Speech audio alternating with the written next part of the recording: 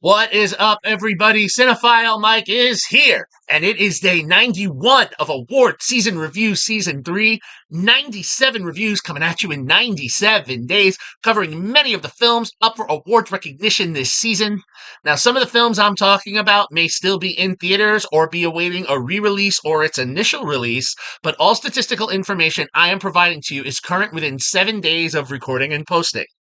That includes box office information, critical response, predictions, nominations, and wins. And as always, these reviews are spoiler free. Also, make sure you check out my website, cinephilemike.com, for lots of great award season content, including the Where Can I Watch It spreadsheet, my daily short videos on who I think is going to win all of the Oscar prizes, and so much other great content. You don't want to miss it. We are so close to the Oscars. We are less than a week away.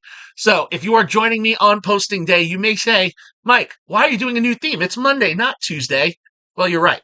But last week was our short week, and now we are on our last final theme week, 14th theme week, which we like to call here on Cinephile Mike, the rest of the best. As I plan the season, I always make sure that the last 7 films I talk about the last week is a group of films that are at least nominated for one Oscar to make sure that we go out with the bang. So if you've been sitting there wondering, where's this one? Where's that one? Someone actually asked me where The Brutalist was. It's coming. Same with A Complete Unknown. But first up for this week, I am looking at Picture House's Porcelain War. The first of the last 2 documentaries for me to cover this season, although the last one that is nominated for Best Documentary. This film was written by Brendan Bellomo, Aniela Sidorska, Paula Dupré-Pressman, and Slava Leontyev, and directed by Bellomo and Leontyev. Now, released for its Oscar qualifying run late last year and only recently being re-released in theaters, the film has had a small box office thus far, reporting only a domestic and hence worldwide total of $25,213. Critically, the film is riding very high right now with a 95% critical score from 41 reviews and a 99% popcorn meter from over 50 ratings. See, now that we have feature films, folks, we're back to those critical responses and box office numbers if you were missing them during the shorts. Award season wise, in addition to the Oscar nod for Best Documentary, it has been nominated or won this award at varied festivals and critics circles. It also included 2 nods at the Critics' Choice Documentary Awards for Best Political Documentary and Best New Documentary Filmmakers, and wins for Best Documentary at the Sundance Film Festival and Outstanding Directorial Achievement in Documentary by the Directors Guild of America, or the Directors Guild. So in all, this film has so far won 47 out of its 78 nominations. So what is it about? I'm going to lose a little bit of my positive energy because this one is not, it's weird. It's not set at a positive time, but there is a lot of positivity in this, and I'm going to talk about it. So this timely documentary looks at the current Russian and Ukrainian war. Chronicling the last several years, Porcelain War looks at a group of artists who used their art as a way to deal with the situation they are in and fight back. Now, our primary group in this documentary are a couple, Slava and Anya. These two knew each other as children, then met again in art school, fell in love, got together, and began making art together. And while they tried to determine what that would be, they leaned into their strengths. Slava, more on the craftsman side, would create these porcelain figurines, and Anya, the painter, would paint these beautiful animals in various patterns. And I don't want to neglect one of the most important members of their family featured throughout this is, I'm going to be very biased here when I say this, their absolutely adorable dog, Frodo. But Frodo is not the third subject of this documentary. The third one in this group is Andre, a close friend. He is a painter and one who also really wanted to explore filmmaking, and he did with this piece as he served as the primary cinematographer. Andre is married with a wife and 2 teenage daughters, but we will meet them in the documentary, so this isn't spoiled, but he has sent them away for safety. Now, the 3 of them, Slava, Anya, and Andrei, have remained in their city of Kharkiv, which is 25 miles from the Russian border. These 3 believe that their creation of art is, like I said, a way for them to fight back. They stated at one point in the documentary that the aggressors were focusing on eliminating anyone that added to the culture of Ukraine, including artists, teachers, musicians, writers.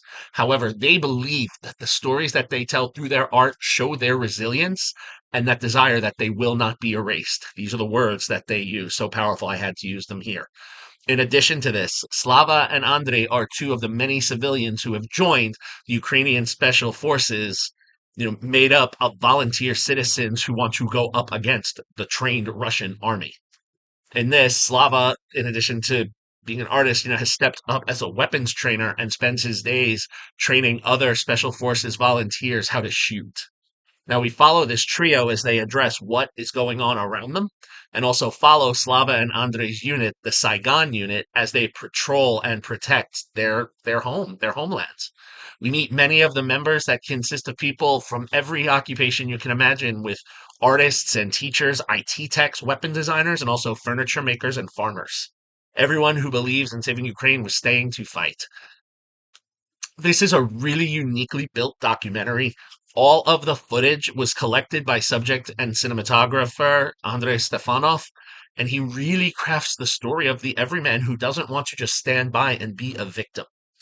This is a story of resilience and gumption. I'm kind of going off script because I feel like my original words weren't strong enough here. At the start of the film, there's a caption that explains that nearly all of the footage was shot by the subjects of the documentary. And this footage includes Andre's video camera, the helmet and body progo cams that the different members of the Saigon unit wore when they were charging around the war zone, and also footage that they collected from the drones that they were sending to cover some of the war footage.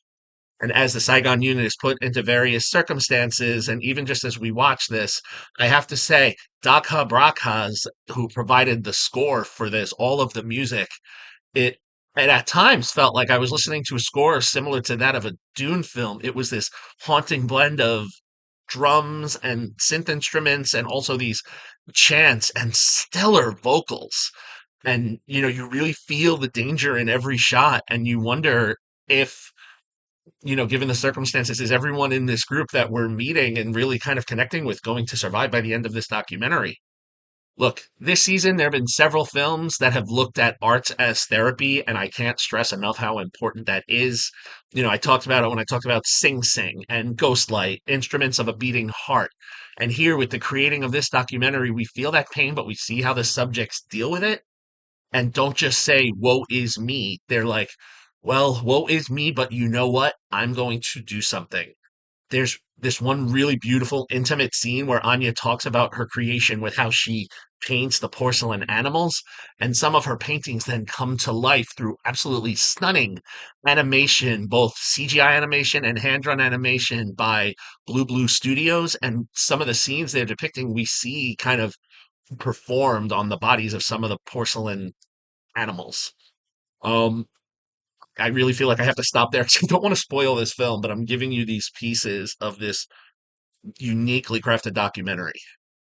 So, really quick, what I will shift to is, we're in the last batch. So, I'm going to share if I think this last group will take the respective categories it's nominated in. Best documentary is a really hard category this year. There are a lot of incredible films vying for this one. Porcelain War is a strong one. However, I don't think that it is necessarily the strongest of the five. I'm going to save that opinion for when I get to this video in a couple days. But I think I can safely say, while it won't win the top prize, the awards and the recognition it has received to enter into the conversation is important. This is definitely a film to see. We're going to start the rest of the best week very strong. Porcelain War is a 5-star film. If you would like to see it, check your local listings. It has just been re-released in select theaters across the country. There's no streaming or digital information available as of this recording, but this is definitely one you want to try to catch if you can. All right. So that is the start of the rest of the best week. So close. 91 down, 6 to go. See everyone tomorrow as I discuss the final documentary that's vying for an Oscar. And we'll see if you agree on that one. As always, if you like what you heard here, please subscribe to the channel, like the video, share the video, drop a comment. Join in the conversation. There's so much more goodness. And remember, just because the Oscars are about to be over doesn't mean I'm going anywhere. You can follow me, Cinephile Mike, on all social media platforms and on Letterboxd. Again, find lots of great content on my website, cinephilemike.com, including the Where Can I Watch It spreadsheet and my Oscar prediction videos. All right, everybody, until tomorrow, this is Cinephile Mike saying take a break and watch something new.